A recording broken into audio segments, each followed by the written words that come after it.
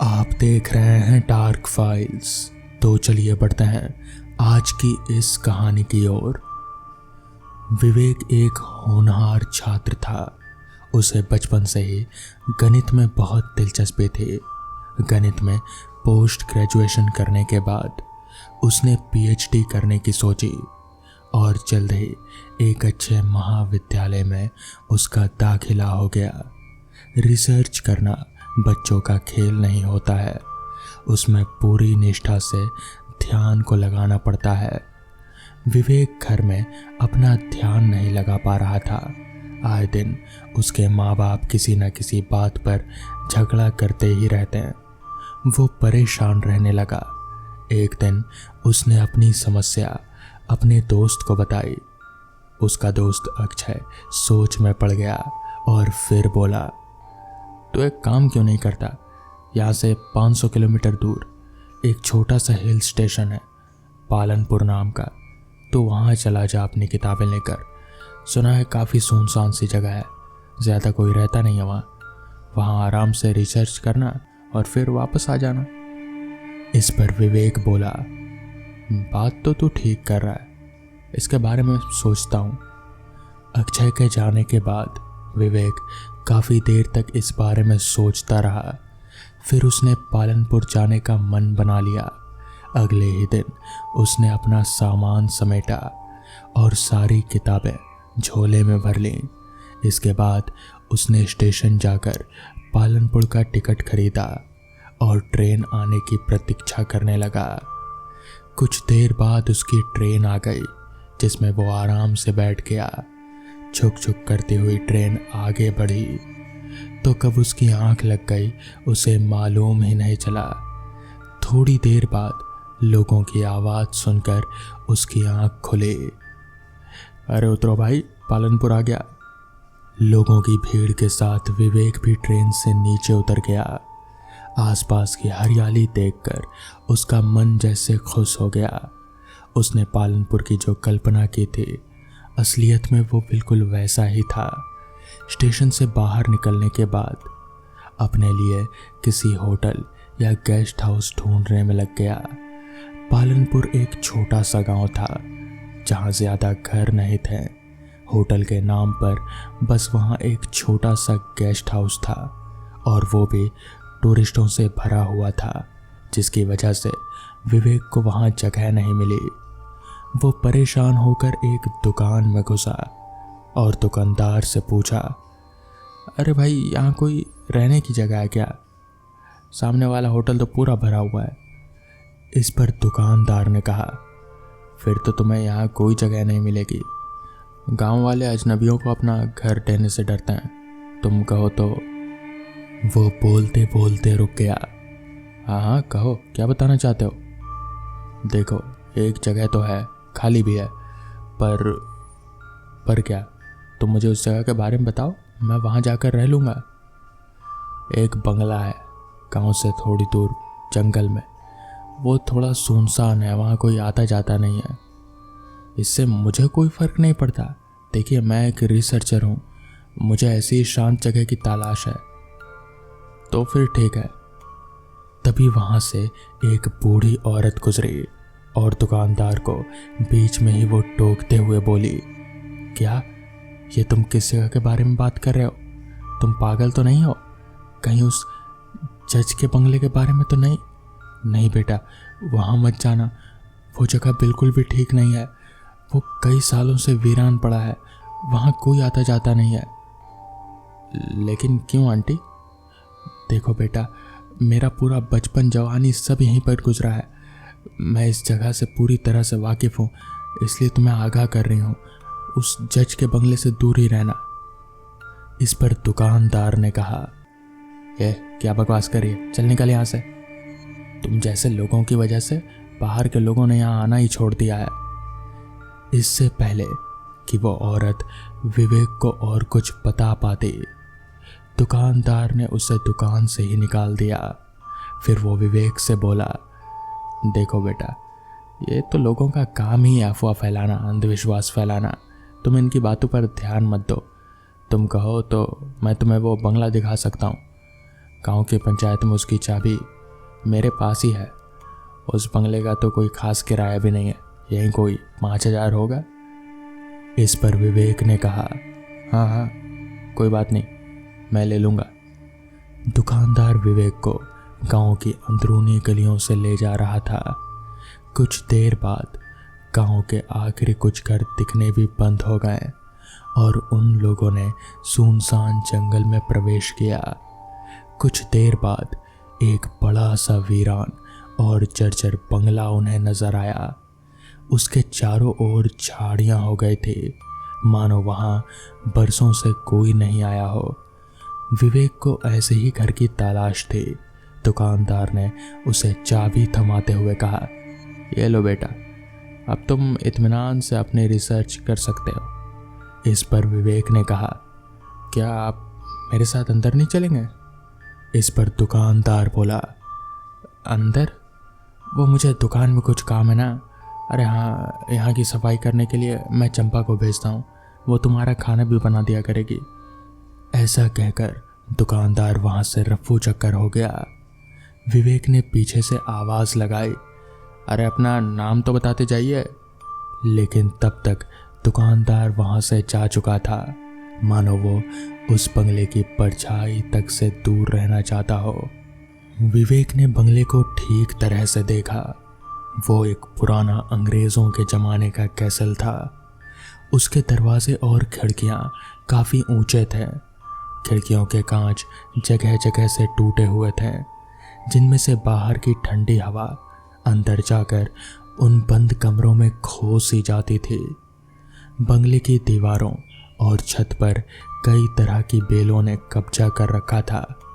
आश्चर्य की बात यह थी कि एक भी फल फूल नहीं रहे थे।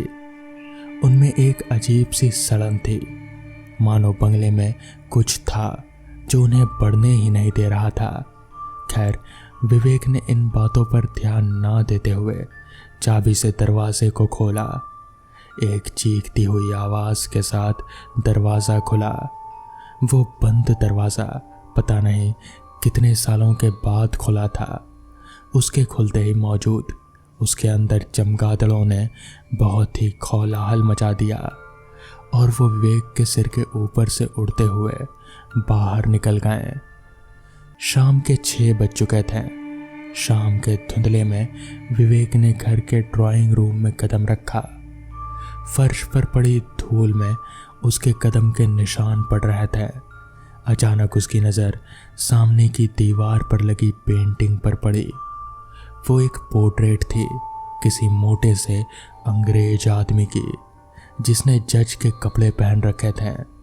वो एक भयानक हंसी हंस रहा था और सबसे भयानक थी उसकी क्रूर हिंसक आंखें, जो गवाही दे रही थी अनेकों काले कारनामों की।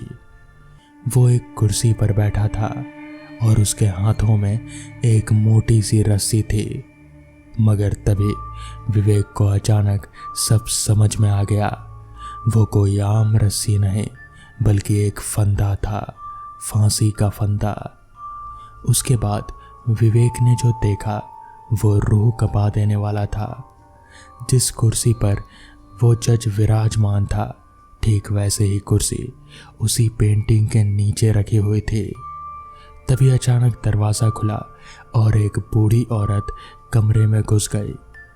अपने अलावा एक इंसान को पाकर विवेक की जान में जान आई। क्या आप चंपा हैं? हाँ, मैं ही हूँ चंपा, जिसे कोई काम नहीं देता। बूढ़ी हो गई हूँ ना, इसलिए तो यहाँ आकर काम करने पर मजबूर हूँ। आखिर भूख तो मौत के डर से भी बड़ी होती है। पर तू यहाँ क्यों चला आया बेटा? इस पर विवेक ने कहा, मैं आपकी बातों को कुछ समझा नहीं। फिर उसने पेंटिंग की तरफ इशारा करके उनसे पूछा, क्या ये वही जज है जिसका ये घर है? चंपा ने हिचकिचाते हुए बताया, ये कोई घर नहीं, बल्कि सजा देने वाला एक जेल खाना था बेटा।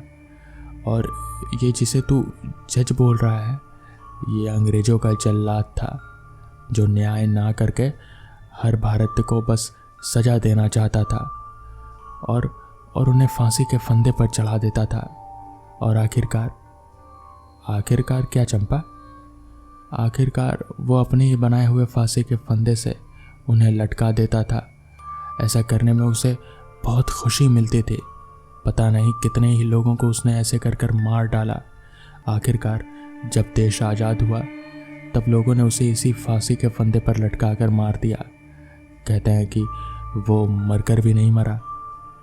तेरे पहले भी यहाँ 2 लोग रहने आए थे, लेकिन क्या मौसी? अगली सुबह दोनों फांसी के फंदे पर लटके हुए पाए गए। ऐसा भी तो हो सकता है कि उन दोनों ने आत्महत्या कर ली हो। नहीं बेटा, ये कोई आत्महत्या नहीं थी। भरी जवानी में 2 प्यार करने वाले लोग ऐसे आत्महत्या थोड़ी करते हैं। मेरा इन बातों पर कोई यकीन नहीं है मौसी। अगर कोई जज था भी तो अच्छा है या बुरा ये मैं नहीं जानता, पर वो मर चुका है और मैं आराम से बस यहाँ अपनी पढ़ाई कर सकता हूँ। मुस्कुराते हुए विवेक ने कहा, तेरी मर्जी बेटा, जरा संभल कर रहना। कहते हुए चंपा मौसी ने हाथ सेकने के लिए भट्टी जलाई और फिर कमरे को झाड़ने लगी। साफ सफाई करने के बाद उसने विवेक के लिए गर्मा गर्म चाय बनाया और फिर रात के खाने का इंतज़ाम करने लगी। शाम के 7:30 बज चुके थे।